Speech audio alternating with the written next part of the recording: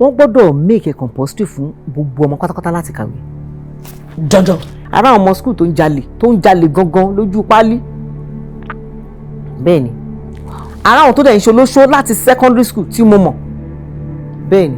You see, ọ̀pọ̀lọpọ̀ nǹkan ló gba àkókò wa tó máa ń jẹ́ káwa defocus. Social media, phone. Phone jẹ́ the first thing tó máa ń gba àkókò èèyàn láti lè ronú jinlẹ̀. A máa wo oríṣiríṣi nípele. Mo come across àwọn fídíò kan online and I was wondering pé irú ilé wo làwọn eléyìí ti jáde wá. AI tá à ń sọ̀rọ̀ yìí mo kánú inú kan tó yẹ pé AI yẹn sọ fún ẹni yẹn máa ń bá AI chat téèyàn bá ṣọ́ra ó máa wà addicted sí phone ó wà addicted sí AI ó wá ń sọ oríṣiríṣi AI bá ní kó lọ parẹ́ náà go and kill yourself and that is what he did. Ìyá àti bàbá mi ò pè mí jókòó báyìí pé a máa ń bọ̀wọ̀ fágbà àwa náà rí i pé ó yẹ ká bọ̀wọ̀ fágbà ni. Ọ̀rẹ́ dẹ̀ máa ń jẹ́ kẹ́lòmíì máa ṣìwàhù ṣùgbọ́n kò sí bí ọ̀rẹ́ ṣe wá fẹ́ múyàn ṣìwàhù tó téèyàn bá fẹ́ ṣìwà yẹn hù láti lẹ̀ kò ní hù o nítorí pé ẹni tá a kọ́ níkà tó ṣèkà ó ti ní ọwọ́ kan kanú ni. Nísìnyí mo ti ń ṣe ìyá àyà ìgbà kan ni mò ń ṣe sisi tí mò ń ṣe ìyàwó ìgbà kan ni mò ń ṣe sisi kékeré ìgbà tó yà mò ń ṣe sisi àgbà ìgbà tó yà mò ń ṣe màmá ìgbà tó yà mò ti ń ṣe màmá báyìí. A jẹ́ pé nípele ni ọlọ́màjà ara rẹ̀ kò sígbà tẹ́ ẹ̀ nídìí arúgbó àbí omidan àbí abilékọ. Ètò ńlá ti dé ètò bàbá ètò Oyinmomo. Ètò ńlá ti dé ètò bàbá ètò sẹ́ Oyinmomo.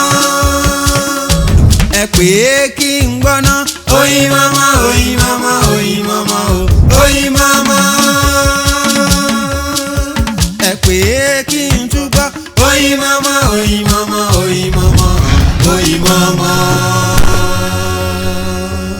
Ẹ káàbọ̀ padà sórí ètò wa ètò Oyinmomo náà la wà a ṣẹ̀ṣẹ̀ fẹ́ bẹ̀rẹ̀ ni fún gbogbo ẹ̀yin tí ẹ ṣẹ̀dẹ̀ ẹ bá mi wá nǹkan fìdílé tàbí kẹ́ fìdílé nǹkan bó bá ṣe rọ̀ yín lọ́rùn ni.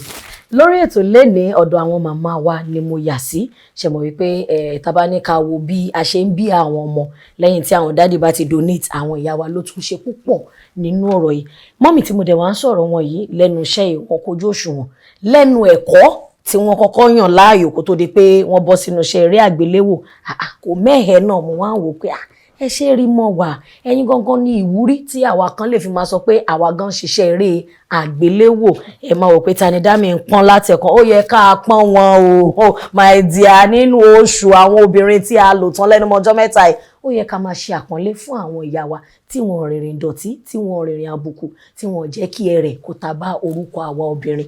Ẹ̀yin ìyá wa lórí ètò Oyinmomo ẹ bá mi kí màámi dáadáa Professor JOKE MUYIWA ṣe wà dáadáa mà. Àlàáfíà ni mo wà. Always looking radiant. Ẹ ṣé. Kí ni àṣírí yìí? Ṣé ní ẹ láwọn ìgbésẹ̀ kan tẹ máa ń gbé ẹni ru oúnjẹ tẹ máa ń jẹ torí bóyá àtijọ́ tí mo ti gbọ́njú mọ́ yín láti kékeré post stature ìrí mọ́ mi lọ́wọ́ ẹ̀bà àtàmàlà tí gbogbo wa ń jẹ yìí. Orí ọ̀fẹ́ Ọlọ́run ni mò ń jẹ o. Orí ọ̀fẹ́ Ọlọ́run ni mò ń jẹ o. Òun ni. Ẹ jẹ́ ká kọ́kọ́ béèrè ọdún ni yín kì í ṣàìmọ̀fó lóko àmọ́ fún gbogbo àwọn ọmọ yín tí wọ́n ṣẹ̀ tún dàgbà ń sìn tí wọ́n nífẹ̀ẹ́ sí eré àgbéléwò tán dẹ̀ máa rí I used to see that mommy òyìnbó rẹ̀ prep ẹ jẹ́ ká mọ JOKE MUYIWA díẹ̀ sí. Ó dáa JOKE MUYIWA lórúkọ mi òṣèré sinimá àgbéléwò àti olùkọ́ ni mo jẹ́ ní yunifásitì ilé ẹ̀kọ́ gíga apá ibi tí wọ́n ti ń kọ́ iṣẹ́ eré performing arts ibẹ̀ ni mo wà mo dẹ̀ tún ṣeré. Tán èwo ni ó kọ́kọ́ bẹ̀rẹ̀ fún yín ṣé ẹ ti kọ́kọ́ jẹ́ olùkọ́ kẹ́ tó wọ inú iṣẹ́ yìí àbí inú iṣẹ́ yìí lẹ gbàdé ibi olùkọ́. Inú iṣẹ́ ni mo gbàdé olùkọ́ iṣẹ́ ni mo kọ́kọ́ bẹ̀rẹ̀ ṣé kí n máa sọ gbogbo ẹ̀ láti ilẹ̀. Ẹjọ́ ẹ fún wa a fẹ́ mọ̀. 1980 ni mo bẹ̀rẹ̀ mo kọ́kọ́ lọ sí NTA Ìbàdàn mo like láti máa ṣiṣẹ́ mo like ẹ̀ láti ṣe ṣùgbọ́n kò tí ì yé mi bí mo ṣe fẹ́ lọ mo tún wá wò lọ́kàn pé bóyá kí n lọ ṣe broadcasting mo wá lọ sí FRCN wọ́n wá ní kí n padà lọ school kí n lọ parí ìgbà yẹn mo ṣe mock exam mi ni so ìjọ́ kan mo wá ń bọ̀ láti bẹ̀ mo wá rí Olúmídé Bákàrè lọ́nà FRCN yẹn mo wá wò pé kó tó dìgbà yẹn mo ti lọ sẹ́ńtì mo sọ fún wọn pé mo fẹ́ máa act mo béèrè Olúmídé Bákàrè kí dẹ̀ ló fà á mo wo fíìmù wọn kan Lion and the Jewel tí wọ́n ṣe Bàrókà that was bóyá bíi 1979 àwọn á rí bọ́n ṣe ń sọ̀rọ̀ mo like ẹ̀ gan ṣùgbọ́n torí pé wọ́n ní Hausa background so ó jẹ́ kó òyìnbó wọn yẹn tight gan wọ́n máa sọ òyìnbó yẹn tó máa fine gẹ́gẹ́ bíi Bàrókà nínú Lion and the Jewel written by Wọlé Ṣóyínká so just mo wá lọ sí FRCN yẹn àwọn yẹn sọ wípé kí n lọ mú testimonial mi wá mo ṣe pọ̀ ni mo wá rí Olúmídé Bákàrè mo wá sọ wọn pé ẹskísà àwọn kan tí wọ́n bọ̀ wá bá mi pé àwọn gbọ́ pọ̀ ọmọ Baptist Grammar School kan pé ó wá sí NTA office ọ̀hún mo lé mi ni wọ́n ní kí ni mo fẹ́ máa act ni so wọ́n bá ní kí n wá sí ibẹ̀ tábà tí wà náà lédè so mo wá lọ síbẹ̀ so gbà tí mo dẹ̀ lọ bẹ̀ wọ́n take mi dáadáa àwọn ìkọ̀ọ̀kan àwọn why worry mo bá wọn ṣe 1 or 2 then àwọn private productions kan náà níbẹ̀ mo bá wọn ṣe so ẹnu bẹ̀ ni mo ti wà ní ẹnìkan báyìí tá à ń pè ní Mr. Bisi Tolu ló wá sọ fún mi pé wọ́n ní ìdèyàn ní Uni Ibadan Performing Company University of Ibadan Performing Company kẹ́dẹ̀ wá wò mo ti lọ ṣe audition níbẹ̀ yẹn rí when I was in Form 4 tí wọ́n sọ pé mi ì tí ì kojú òṣùwọ̀n so gbà tí wọ́n sọ pé wọ́n ní ìdèyàn bẹ̀ mo ṣe lọ bẹ̀ nìyẹn so ẹni tó jẹ́ ọ̀gá ńgbà yẹn ni Uncle B la máa ń pè wọ́n Mr. Bayo Oduneye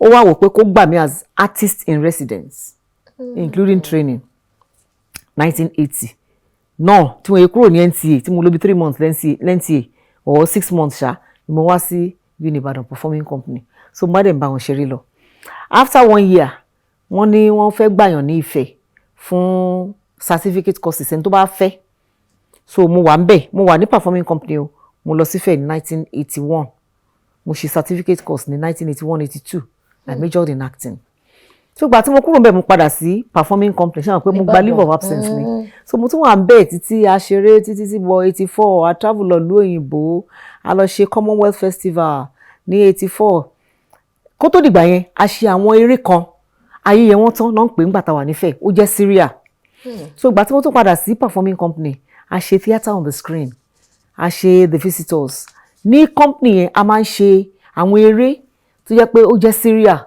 àti series àti oríṣiríṣi eré àdáni a máa ń ṣe rédíò náà so iṣẹ́ wa basically iṣẹ́ eré ni ti stage àti television so mo ṣe yẹn ti wọ 84 mo bá lọ ṣe diploma in theatre arts nìbàdàn University of Ibadan in fact ọ̀gá university ń bẹ̀ ti department yẹn ló pè mí pé kí wọ́n wá ṣe diploma so mo bá dẹ̀ lọ ṣe diploma ní 84-86 ìgbà tí mo fi ṣe tán ṣá company yẹn ti fold up pé wọ́n lè sanwó wa jàre nǹkan so 86 yẹn bí mo ṣe lọ ṣiṣẹ́ pẹ̀lú bàbá Yẹmí Fáròǹbí nìyẹn fún bí 1 year as continuity person fún àwọn films tá à ń ṣe bẹ́ẹ̀ ni mo ṣe continuity mo ṣe make up mo ṣe costume bẹ́ẹ̀ ni a lọ ṣe a ṣe àgbélékú tó jẹ́ serial so lẹ́yìn tí mo ṣe yẹn tán mo lọ sífẹ̀ mo wá lọ́dún 10 nífẹ̀ ní Obafemi Awolowo Acting Company ọdún 10 ni mo ṣe ń bẹ̀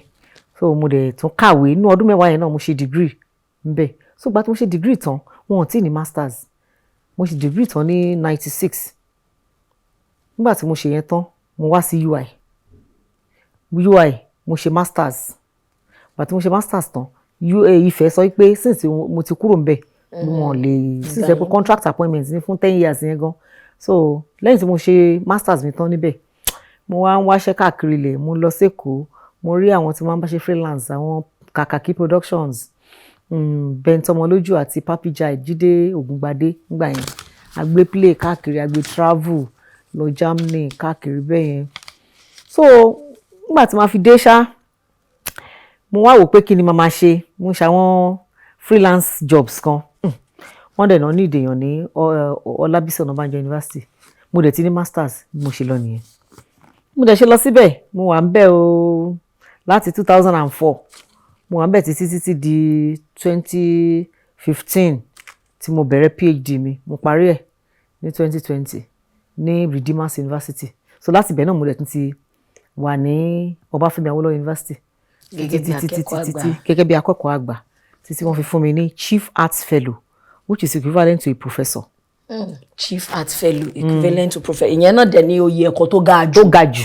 tó ga jù lọ. Bẹ́ẹ̀ni. Ìpele tí ẹ wá dé yẹn gẹ́gẹ́ bí oyè ẹ̀kọ́ tó ga jù tẹ̀gbẹ́ jẹ́ kọ́kọ́ kí yín pé ẹ kú oríire. Mo mọ̀ wípé eléyìí jẹ́ ìwúrí fún àwa obìnrin láti mọ̀ wípé kò sí nǹkan téèyàn bá fi ọkàn sí tí o lè rí ṣe tó bá ti fọkàn sí tó dẹ̀ mọ̀ nǹkan tó ń ṣe. Bẹ́ẹ̀ni. Ẹ kú oríire ma. Ẹ wá jẹ́ kí n béèrè báwo ló ṣe rọrùn sí láti máa lọ kẹ́kọ̀ọ́. Àwọn ọmọ olùkọ́ wà ní kíláàsì wọ́n retí yín. Location náà dẹ̀rẹ̀ iṣẹ́ tẹ́ ẹ nífẹ̀ẹ́ sí ni. Báwo lẹ ṣe ń yọ síra wọn? Orí ọ̀fẹ́ Ọlọ́run ni o. Nǹkan téèyàn bá ti nífẹ̀ẹ́ sí láti ṣe kò lè jẹ́ nǹkan tó le rárá. Because iṣẹ́ tí mò ń ṣe iṣẹ́ ìṣe yìí òun náà ni mò ń kọ́ ní ilé ẹ̀kọ́ gíga tí mo wà.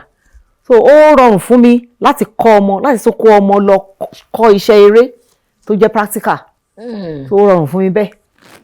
Tó tábà wá ní ká wò ṣé nígbà tí ẹ bẹ̀rẹ̀ ṣáwọn òbí yín faramọ́ àbẹ́kọ̀ wò pé ẹ wò mọ́mí dádì ẹ̀yin lẹ faramọ́ èmi faramọ́ ẹ jẹ́ n tẹ̀síwájú fúnra mi. Ó ní pé àwọn òbí mi ò fi gbogbo ara jẹ́ ẹni tó kàwé. Wọ́n dẹ̀ gbà mí gbọ́ gan. So gbogbo nǹkan tí n bá ní mo fẹ́ ṣe wọ́n fọwọ́ sí. Wọ́n takú rárá. Wọ́n takú. Àmọ́ nísìnyí àrípá àwọn òbí ò kì í fẹ́ fọwọ́ sí mọ́. Kí la lè sọ pé nǹkan yàtọ̀? Nǹkan tó ṣẹlẹ̀ ni pé ọ̀pọ̀ àwọn òṣèré tí wọ́n ń rí tí wọn ò kọ́ ẹ̀kọ́ rere lára wọn.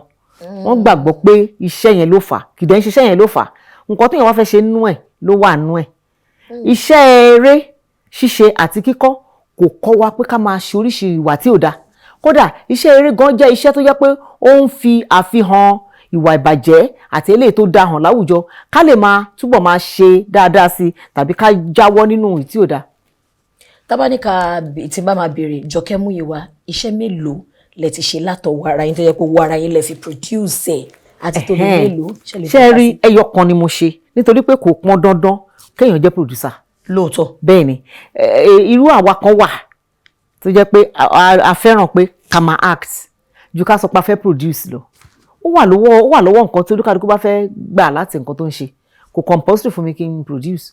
Though mo rẹ́ni sponsor mi ní 2011 mo ṣe ọgbọ́n inú but after that mi ì tí ì ṣe mí torí owó tí máa fi ṣe pọ̀.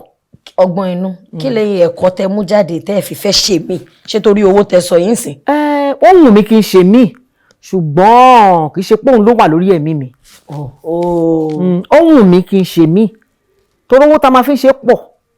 Ó wù mí kí n ṣe mí pàápàá láti tún fi kọ́ àwọn ọmọ tá à ń kọ́ nítorí pé tí mo bá ṣe tí n bá rówó tí n bá ṣe àwọn ọmọ yẹn àwọn area tí ọ̀pọ̀lọpọ̀ wọn fẹ́ ṣe ń bẹ̀ èèyàn lè kọ́ wọn èèyàn gbé wọn jókòó pé ok a fẹ́ wọ location lé ni o ìwọ tó wà ní costume nǹkan tó máa ṣe lélẹ̀ ṣé wọn pé mi ò lè ṣe bẹ́ẹ̀ ní iṣẹ́ oníṣẹ́. Bẹ́ẹ̀ni. Ìwọ tó fẹ́ ṣe make up ṣó mọ̀ pé make up wèrè make up yarúgbó nǹkan tó fẹ́ ṣe lélẹ́yìí á lè jókòó síbẹ̀ á kọ́ òun náà tó kẹ́kọ̀ọ́ láti bẹ̀. Tó jẹ́ pé ẹ̀kọ́ ojúṣe tí à ń pè ní practical. Ẹ̀kọ́ ojúṣe ni. Tí bá ní kí n béèrè lọ́wọ́ yín láti bí ogójì ọdún lé ó ti lé dáadáa ẹ ti pè ní 45 years ó ti lé 5 ìrìn àjò yẹn mo mọ̀ pé àwọn ìpèníjà kan máa dé tẹ́ máa wò pé ṣé mo dẹ̀ fẹ́ tẹ̀síwájú báyìí àbí àwọn ìgbà kan wà tá a tún rí pé ẹ fà sẹ́yìn díẹ̀ ẹ tún bá wa act dáadáa mọ́ ṣé ẹ̀kọ́ ló fà yẹn ni àbí personal decision. Kò sí ìgbà tí mo ní lọ́kàn pé mi ní ṣe ìgbà tí n bá fà sẹ́yìn bóyá ìgbà tí mo lóyún tí mo mọ̀ pé wọn ò ní nídìí mi fún olóyún nínú eré ṣó ti yé ṣùgbọ́n pé bóyá mo wò pé mo fẹ́ fà sẹ́yìn rárá o láti ilẹ̀ ni mo ti mọ̀ pé nǹkan tí mo fẹ́ ṣe lélẹ̀ gbogbo àwọn ìpèníjà tí n bá ní níbẹ̀ mo mọ̀ pé nílé ayé tá wà yìí kò sí kéèyàn má ní ìpèníjà kò sí nǹkan tó lọ smoothly àwọn ìpèníjà tó bá wá solution ẹ máa ń wá sí fún mi èmi ò tiẹ̀ kákún ìpèníjà mo kákún pé ara àwọn nǹkan tó máa ń wà nínú nǹkan téèyàn gbélé ayé ṣe ni bóyá mo fẹ́ lọ sí location sìn bóyá mọ́tò mi ò kíkì o mo ti mọ̀ pé ara ìpèníjà tó wà láyé náà ni kò ń ṣe nǹkan tó le rẹ́rẹ́rẹ́ kò dẹ̀ gbẹ̀mí mi kò gbẹ̀mí ọmọ mi kò sí nǹkan tó máa mú mi sọ pé mi ò ní ṣe kò sí. Ẹ wá jẹ́ ká wo oyún tẹ́ ẹ dárúkọ yìí a máa rí i pé lọ́pọ̀ ọgbà bóyá tí a bá fẹ́ ṣe eré àgbéléwò àwọn directors nígbà míì àbí producer ni ẹ ṣáà rọ́ṣọ sí níkùn ṣé ẹ lérò wípé ó dáa àbí bóyá kán máa gbìyànjú àti wá ẹni tó wà nínú oyún. Tẹ́ni tó bá wà nínú oyún ò bá jẹ́ òṣèré ńkọ́. Ẹ ṣé kò ṣeé lò wọn lè kọ́ wọn lè. Kì í ṣe gbogbo èèyàn ló mọ ọ̀rọ̀ ètò eré tá à ń sọ yìí ẹlòmíì ó ní ìtìjú púpọ̀ kò lè fèsì kámẹ́rà ẹlòmíì ọ̀rọ̀ oyún yẹn lè máa affect ẹ̀ kó má lè fẹ́ ṣe dáadáa. Ṣó ti yé? So kí wàá là ń ṣe eré fún? Ṣé bí à ń ṣe bí ẹni pé ni? À ń ṣe bí ẹni pé ni. So ẹni tó bá máa ṣe olóyún òun náà máa ṣe bí ẹni pé ni. Ó dà, ó ti yé mi bẹ́ẹ̀. Tábà ní ká wo ilé ọkọ gẹ́gẹ́ bí ìyá, gẹ́gẹ́ bí ìyá, báwo ló ṣe rọrùn? Báwo ni àwọn ọmọ yín ṣe wò pé there's grandma on the screen? Kí ni àwọn nǹkan tí wọ́n rí táwọn náà sọ fún yín pé grandma nǹkan ìwúrí tẹ́ ẹ jẹ́ fún wa? Báwo lẹ ṣe ń react? Nǹkan tí ẹ ṣẹlẹ̀ lẹ́nu ọjọ́ mẹ́ta yìí, ọmọ mi ni ó wá kí mi, ó wá bá mi, grandma I want to say something. Mo ní kí ni ná? Ó ní I see one grandma inside television and I see you. Mi mọ̀ bí mo ṣe máa sọ pé how do you enter television? Ọmọ kékeré dẹ̀ ni ọmọ ọdún 4. Wá òkè tó bá ti dàgbà máa kọ́ ẹ̀ wọ́n ṣe ń ṣe. I see you and I see another one inside television. How do you enter television? Wọn kò gbà tán bá ti dàgbà ayé wọn. Tó bá lóun fẹ́ ṣiṣẹ́ yìí nǹkan. All well and good kó ṣe. Bẹ́ẹ̀ ni. Ẹ wà lára àwọn òbí tó máa ní àrárá má ṣe. Rárá. Ọmọ mi kan ṣo tí mo bí gan, ó ń ṣiṣẹ́ eré ṣùgbọ́n orin lòun ń ṣe ń tiẹ̀, orin ló ń kọ. So àwọn tó bá fẹ́ ṣiṣẹ́ eré, kí lóde tí ò lè ṣiṣẹ́ tí mo ti wà for the past 45 years. Tí mo ṣe dáadáa ń bẹ̀, tọ́lọ́run dẹ̀ ṣeun fún mi ń bẹ̀, kí lóde tọ́mọ ò ní kọ. Ṣe rí pé kéèyàn má kọ́ṣẹ́ eré yẹn, ó wà lọ́wọ́ èèyàn fúnra rẹ̀ nǹkan tó bá fẹ́ ṣe. Béèyàn ṣe nọ́ọ̀sì tó bá fẹ́ ṣaṣẹ́wó wá ṣe. Béèyàn ṣe dókítọ̀, béèyàn ṣiṣẹ́ ní báǹkì, kò sí tó bá fẹ́ ṣe á ṣe, kò dìgbà tí eré bá kọ pé kó ṣe, ó ti fẹ́ hùn láti ṣe ni. Ẹ wá jẹ́ ká wò lẹ́nu ẹ̀ka eré àgbéléwò ìdárayá tá à ń ṣe yìí àti ẹgbẹ́ tí à ń ṣiṣẹ́ ẹṣẹgbẹ́. Mi ò ń ṣe ẹni tó máa ń ṣẹgbẹ́ láti ilẹ̀. Mi ń ṣe ẹni tó máa ń ṣẹgbẹ́ láti ilẹ̀. Ṣùgbọ́n lẹ́nu ọjọ́ mẹ́ta yìí, àwọn ẹgbẹ́ kọ̀ọ̀kan wà tí wọ́n ń fà mí sí tí mo dẹ̀ ń ṣe, tí mo dẹ̀ wò pé kò sí nǹkan tó burú bẹ́ẹ̀. Tí gbọ́mi sí omi ò tó bá wá ṣẹlẹ̀, bóyá èèyàn kan ṣẹ̀yàn kan, èrò kílẹ̀ lè sọ fún wa pé ó jẹ́ ọ̀nà tó yẹ ká máa gbà láti rí i pé bóyá a make peace, a bára wa sọ̀rọ̀, pàápàá jùlọ ní gbígbé ọ̀rọ̀ lọ sí orí ẹ̀rọ ayélujára. Kíyàn kan tó ṣe nǹkan wọn ti gbé débẹ̀, wọ́n ti sọ̀rọ̀ sí yàn.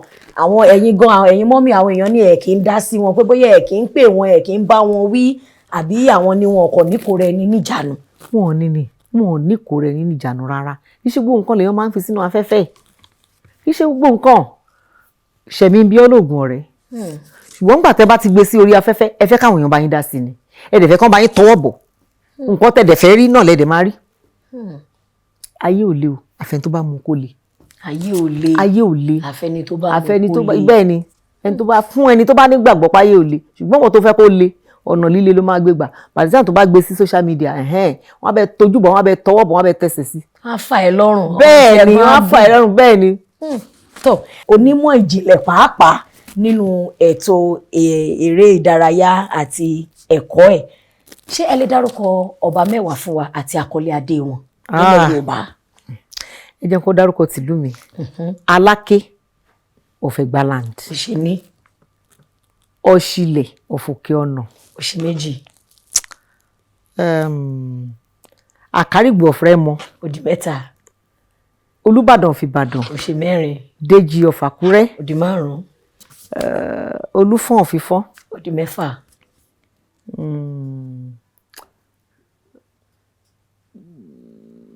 Àkárìgbò of Rẹ́mọ. ń bọ̀. Ẹ ní sùúrù. Òṣèmàwé of Oǹdó. Òdì méje. Èbùmàwé of Àgọ́ Ìwòyè. Òdì mẹ́jọ. Mọ̀lúsì of Ìjẹ̀bú-Igbó. Òdì mẹ́sàn-án.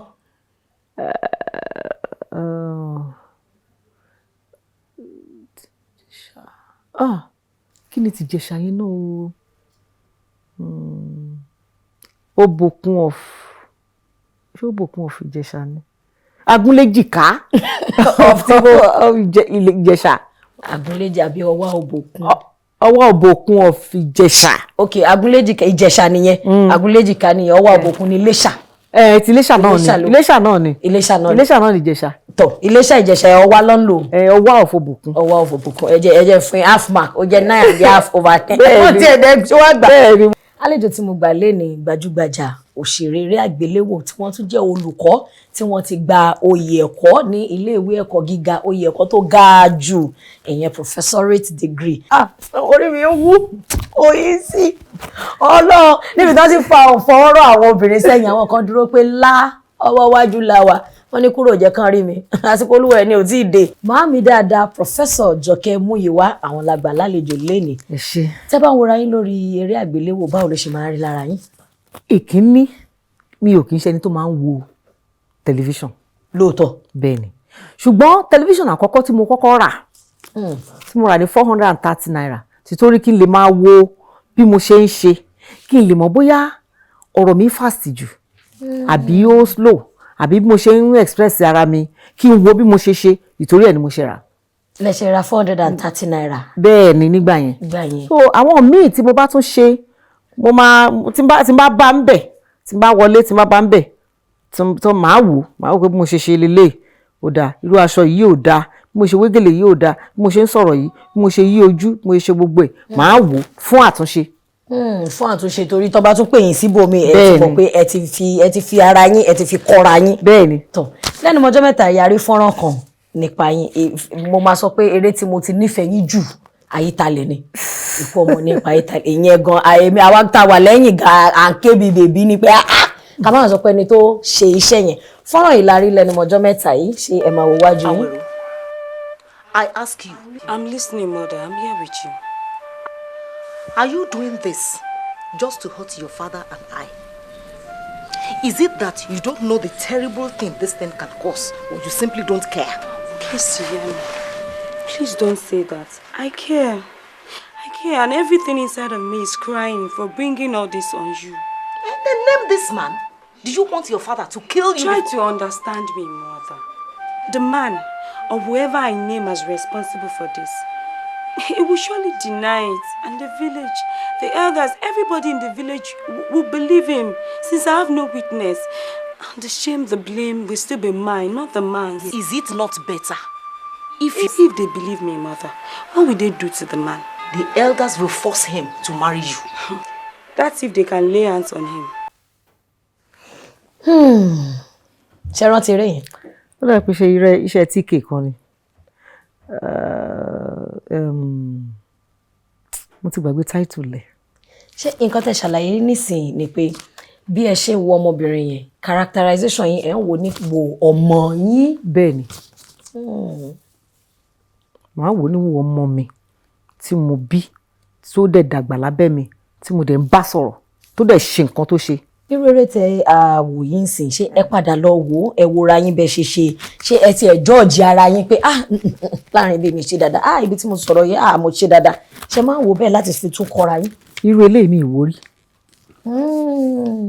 Ṣùgbọ́n nítorí pé láti lè bí mo sọ tẹ́lẹ̀, mo máa ń fẹ́ wò kí n lè mọ ibi tí ó kù sí, bóyá nínú ọ̀rọ̀, bóyá nínú aṣọ, bóyá nu bí mo ṣe fi àfihàn láti ọkàn mi àti lójú mi àti lẹ́nu mi.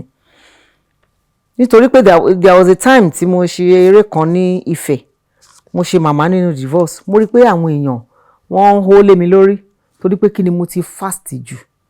Ọkàn sọ̀rọ̀ lọ brrrr, kò sí bírèkì, kò sí kọmá, kò sẹ́ni, wọn ò gbọ́ nǹkan tí mò ń sọ. Nígbà tí máa wo orú ẹ̀ tí mo rí pé bí mo ṣe ń sọ̀rọ̀ ó ti fast jù, màá mọ̀ pé tí wọ́n bá ti fún mi léré láti ṣe, màá farabalẹ̀, màá lè sọ káwọn èèyàn lè gbọ́. Torí eré téèyàn bá ṣe táwọn èèyàn bá gbọ́ kì í ṣe eré táwọn èèyàn lè gbádùn. Torí kò tiẹ̀ lè yé wọn náà. Kò lè yé wọn tí má ti sáré jù. Ẹ wá jẹ́ kí n bi yín, retirement, ìfẹ̀yìntì, ṣé ẹ lérò ẹ̀ ṣe máa fẹ̀yìntì nídìí iṣẹ́ olùkọ́ àbí ṣe lérò àti fẹ̀yìntì nídìí iṣẹ́ eré àgbéléwò? Iṣẹ́ olùkọ́ dandan èèyàn gbọ́dọ̀ fẹ̀yìntì, béèyàn fẹ̀yìntì ìjọba á fẹ̀yìn èèyàn tì nínú bẹ́ẹ̀. Ṣùgbọ́n iṣẹ́ eré rárá o. Ẹ mọ̀ pé báwo ni kí n ṣe ṣàlàyé ẹ̀, èèyàn lè fẹ̀yìntì nínú irú iṣẹ́ bẹ́ẹ̀ yẹn, Ọlọ́run má jẹ́ ká rí àárẹ̀. Ọlọ́run má jẹ́ ká rí àárẹ̀ tí ò fi ní jẹ́ kéèyàn lè ṣe. Kò sí bí mo ṣe dàgbà tó tí wọn ò ní rí ipa kó fún mi ńbẹ̀. Nísìnyí mo ti ń ṣe ìyá àyà. Ìgbà kan ni mò ń ṣe sisi tí mò ń ṣe ìyàwó. Ìgbà kan ni mò ń ṣe sisi kékeré, ìgbà tó yà mò ń ṣe sisi àgbà, ìgbà tó yà mò ń ṣe màmá, ìgbà tó yà mò ti ń ṣe màmá báyìí. àjẹ́ pé nípele ní ìpele ni ọlọ́màjì ara rẹ̀ kò sígbà tẹ́ ẹ̀ nídìí arúgbó àbí omidan àbí abilékọ. Lóòótọ́ ni. Bẹ́ẹ̀ ni. Ẹ wá jẹ́ kí n béèrè lọ́wọ́ yín gẹ́gẹ́ bí onímọ̀ ìjìnlẹ̀ nípa ètò ẹ̀kọ́ láwùjọ wa lẹ́nu mọ́jọ́ mẹ́ta yìí pàápàá jùlọ àwọn generation tó ń dàgbà ń sìn yín àwọn Gen Z. A rí i pé púpọ̀ nù àwa tá jẹ́ millennials àti ẹ̀yin boomers à ń complain pé àwọn Gen Z báwa ṣe rìn kọ́re àwọn ọmọ yẹn kò sọ̀rọ̀ gbà wọ́n kò sọ̀rọ̀ báyìí wọ́n kò búyàn wá. Báwo lẹ ṣe lérò wípé ó yẹ ká tún fa ojú wọn mọ́ra láti mọ rírì àṣà àti ìṣẹ̀lẹ̀ Yorùbá tó ní ṣe pẹ̀lú ọ̀wọ̀? Ṣe rí nípa ìyẹn ó wà lọ́wọ́ olúkálukú àti ilé tó ti jáde wá. Ṣùgbọ́n ilé gangan tá bá ń sọ̀rọ̀ ìyá àti bàbá mi ò pè mí jókòó báyìí pé a máa ń bọ̀wọ̀ fágbà àwa náà rí i pé ó yẹ ká bọ̀wọ̀ fágbà ni. Làákàyè kì í ṣe nǹkan tí Ọlọ́run jogún fún gbogbo èèyàn. Ẹni tó bá ní làákàyè Ọlọ́run fún ni. Ṣùgbọ́n ẹni tí wọ́n bá kọ́ tàbí tí wọ́n bá kọ́ ó yẹ ká tún ara wa kọ́ tá bá bára wa ń bì kan. Lóòótọ́. Ṣó ti yé wa gẹ́gẹ́ bí òye tí àwọn èèyàn tó gẹ́gẹ́ bí òye tá à ń ní bàbá ṣe ń dàgbà sí wípé o kàn lè déédéé sọ̀rọ̀ síyàn ó mọ̀ pé ní yìí ó máa dùn tó máa sọ irú ẹ̀ fún wọ báwo ló ṣe máa rí. Ṣùgbọ́n àwọn Gen Z ti sìn wọn kì í rò sí ọ̀pọ̀lọpọ̀ nǹkan ló gba àkókò wa tó máa ń jẹ́ káwa defocus social media phone jẹ́ the first thing tó máa ń gba àkókò èèyàn láti lè ronú jinlẹ̀. A máa wo oríṣiríṣi nípele. Mo come across àwọn fídíò kan online and I was wondering pé irú ilé wo làwọn eléyìí ti jáde wá nítorí pé bóyá wọ́n fẹ́ gbowó ní Facebook àwọn content tí wọ́n ṣe irú ilé wo lẹ ti jáde wá irú ilé wo lèmi ti jáde wá mi ò sọ pé mi dáa o èmi náà ní tèmi ṣùgbọ́n bí mo ṣe sọ làákàyè orí ọ̀fẹ́ ni ọ̀rẹ́ dẹ̀ máa ń jẹ́ kẹ́lòmíì máa ṣìwàhù ṣùgbọ́n kò sí bí ọ̀rẹ́ ṣe wá fẹ́ múyàn ṣìwàhù tó téèyàn bá fẹ́ ṣìwà yẹn hù látilẹ̀ kò ní hù o nítorí pé ẹni tá a kọ́ níkà tó ṣèkà ó ti ní ọwọ́ kan kanú ni.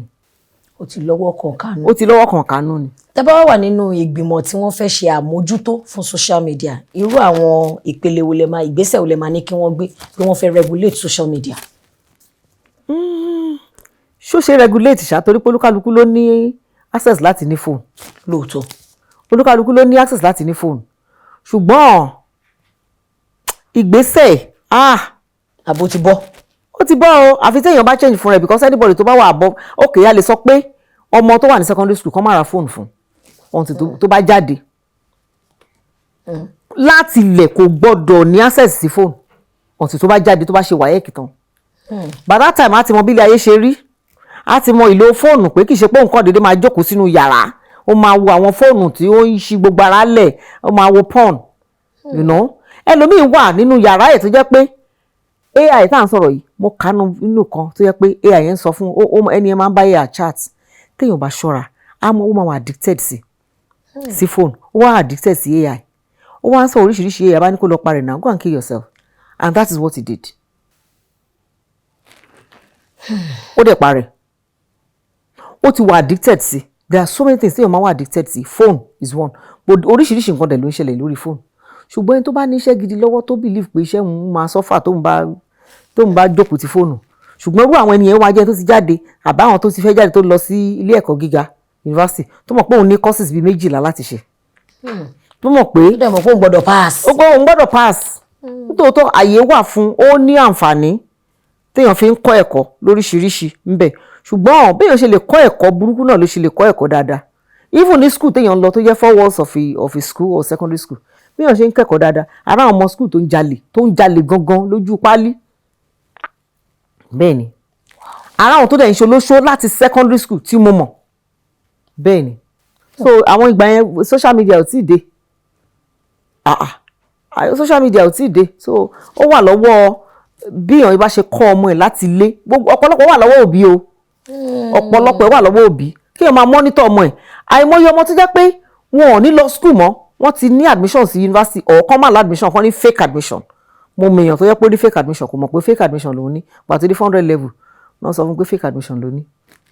400 bẹ́ẹ̀ ni okùn fẹ́lẹ́fẹ́lẹ́ tó finish. àwọn òbí ẹ̀ wọn kì í wá wò wọn ò mọ orí èèyàn tó ń bá rìn, wọn ò check ẹ̀ bóyá báwo ló ṣe ń ṣe sí ní school irú àwọn èèyàn tó ń bá rìn. There was a year tí jẹ́ pé about bóyá 5 years ago táwọn òbí kan wá bá mi ní school, wọ́n ní landlord ló pe àwọn ní ilé ibi tí wọ́n ń gbé pé kán máa bọ̀, wọ́n nígbà táwọn débẹ̀ èéfín ló kún inú yàrá yẹn, wọ́n mu ṣíṣà, wọ́n mu oríṣiríṣi bẹ́ẹ̀ yẹn. Ọmọ tá à ń sọ̀rọ̀ yìí ó ní carry over bíi 8, àwọn 2 ni bẹ́ẹ̀ ni ó ní carry over bíi 8, ìkan ní carry over bíi 6. Eventually ọmọ yẹn drop out of school ni. Tó bá yẹ pé òbí ẹ̀ ń lọ ń wò wọ́n rírú àwọn èèyàn tó ń bá rìn, kódà kán gba phone number ìkan lára àwọn ọ̀rẹ́ ẹ̀ so that tó bá rí kán tètè pé kán mọ irú ilé tí wọ́n ń gbé, irú àwọn tó wà ní surrounding, tàbí kán fi lé ẹnìkan lọ́wọ́ pé máa bá mi mójútó, ṣe pé kẹ́kàn fọmọ sí school kẹ́ gbàgbé. Oríṣiríṣi ẹ̀kọ́ náà lè kọ́ ní school, oríṣiríṣi ni tó pọ̀ yàtọ̀ sí ti social media. Mo tẹ inú mi dùn níbi tẹ́ gbé mi lọ yẹn. Ẹ wá jẹ́ ká wo ní àwùjọ wa pẹ̀lú àwọn òṣèlú wa. Àwọn èèyàn sọ wípé àwọn òṣèlú ẹ̀jẹ̀ sọ pé government lápapọ̀ pé wọ́n fi ètò tó múnádóko sórí ọ̀rọ̀ ẹ̀kọ́ kíkà, pé education budget wá sì wà ní one of the lowest. Gẹ́gẹ́ bí onímọ̀, báwo lẹ ṣe lè gba ìjọba ní ìmọ̀ràn pé ó dà àwọn ọmọ kan ò tiẹ̀ fẹ́ lọ náà tẹ́lẹ̀, ẹ tún wá ń jẹ́ káyé le lápá kan, ẹ jẹ́ ká gbé sórí ìwọ̀n. Ó pọ̀ èkínní wọ́n gbọ́dọ̀ make a compulsory fún gbogbo ọmọ pátápátá láti kàwé. Dandan. Ẹ̀kọ́ ibi tó wà yẹn nìkan ṣoṣo kò tó, nítorí ilé ayé tó inú ibi tó máa dàgbà sí kò mọ ibi tó máa dàgbà sí. A gbọ́dọ̀ kọ́ ẹ̀kọ́ nípa ìlú mi, àwùjọ mi, èdè mi tó máa ṣàǹfààní fún wa tá a dẹ̀ máa rí lò ń bẹ̀. Ṣùgbọ́n tó bá wà níbi tó wà nìkan ṣoṣo tí ò kàwé, ó máa rò pé bẹ́ẹ̀ náà ni ìbẹ̀rẹ̀ àti òpin ayé mú wọn sí. Nígbà tó bá bá rẹ̀ níbi tí kò rò, ó máa jẹ́ àjòjì fún un. Ara ẹ̀ lè react sí, ó lè di nǹkan mi, ó lè di drug addict, ó lè máa jalè.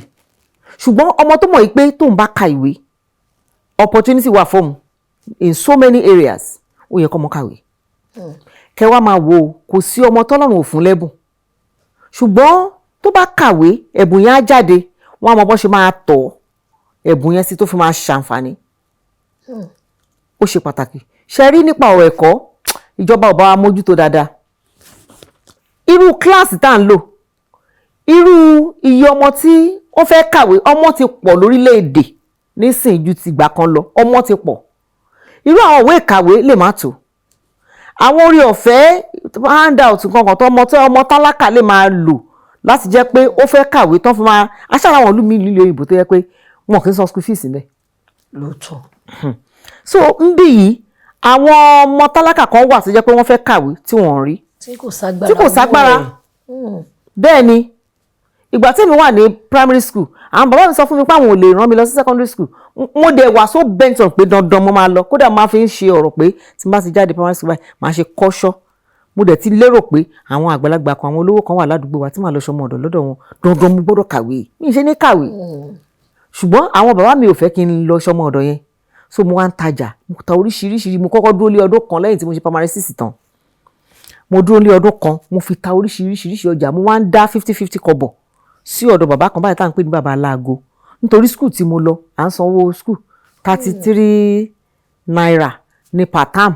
So tí n bá ti dé láti school ní ọdún kan yẹn tí mo fi wà ní kíní yẹn, màá máa dá 50-50 kọ́bọ̀ sí. Ìyẹn ni kò fi san 18 pounds tó jẹ́ acceptance fee ní school mi. Bẹ́ẹ̀ ni lẹ́yìn yẹn màmá mi náà struggle, bàbá mi náà struggle, àwa ń san. Ṣùgbọ́n tí n bá ti lọ tí mo ti dé láti school, màá kiri ọjà ni. Owó yẹn ní Saturday máa kiri, ìgbà àwẹ̀ máa kiri, gbogbo ẹ̀ máa kiri. Ẹsẹ̀ dẹ̀ ni máa fi rìn lọ school. Mi ò wá kàkún problem, mo kàkún is a challenge, ẹ pé kí ni solution sí.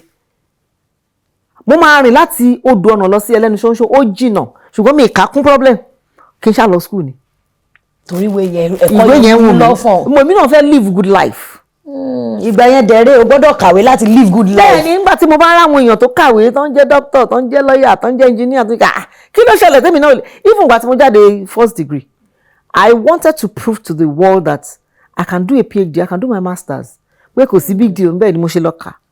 Gbogbo wọn tí mo fẹ́ mọ̀ nípa theatre mo ti mọ̀. Ṣùgbọ́n mo láti lọ school láti fi lè show àwọn èèyàn pé sẹ́ ó possible fún mi láti kàwé. kíjọba wa bá wa mójútó. kọ́ bá wa mójútó àwọn nǹkan àrídùnnú àti àwọn nǹkan tó jẹ́ bí things of comfort like rooms, books, kọ́ dẹ̀ fún àwọn akẹ́kọ̀ọ́ gan ní ohun ìwúrí. Kọ́ fún wọn lóhùn bóyá owó tí wọ́n fi ń kẹ́kọ̀ọ́ sí. Owó yẹn ti pọ̀ kì í jẹ́ ṣe gbọ́ ọmọ ló lè ṣerú nǹkan táwa ṣe tá à ń kiri ọjà tá à ń ṣe gbogbo ẹ̀. láyé ìsìn scholarship kó wà ń bẹ̀ káwọn èèyàn náà dẹ̀ dìde láwùjọ ẹni tẹ́ bá mọ̀ pé lè sponsor wípé ókè o ẹni yóò mo lè sponsor ẹni 3 o èmi náà ń ṣe mo kàn wọ́n pé let me give back to society. Yes, mo láwọn ọmọ tí mo san school fees ẹ̀ from owó tí mo bá ń pa àti owó iṣẹ́ mi ó dẹ̀ ń fún mi ní ayọ̀. So káwọn èèyàn náà dìde kán ṣe. Kán má kó pamọ́ sínú sọ́kàwé. Ọmọ tí a fojú tá ò ná nílé ní ó lè jẹ́ òun ló máa di olè tó máa wá jà wá ló lè jọ kan pé ẹni yìí ẹ̀yin tí ẹ̀ ń gbádùn jẹ́ kóun lọ bá wọn nílé kan kóun lọ yọ̀bọ̀n sí wọn nígbà tó ohun ò bá gbádùn tí àwọn òbí tiẹ̀ náà gbádùn. So èyí náà ṣe gbogbo oore téèyàn bá ṣe ó máa ń padà wá báyàn ni. Ẹ jẹ́ ká mú yẹn kúrò lórí ètò ilé ní gbogbo oore téèyàn bá ṣe ó máa ń padà wá báyàn gẹ́gẹ́ bí Professor Jọkẹ́ Múyìwá ṣe sọ ẹ̀kọ́ 2025 sẹ́gbẹ̀ ẹ ti mọ̀ gbogbo oore tó bá ṣe ó máa ń padà wá báyàn Professor Jọkẹ́ Múyìwá 2025.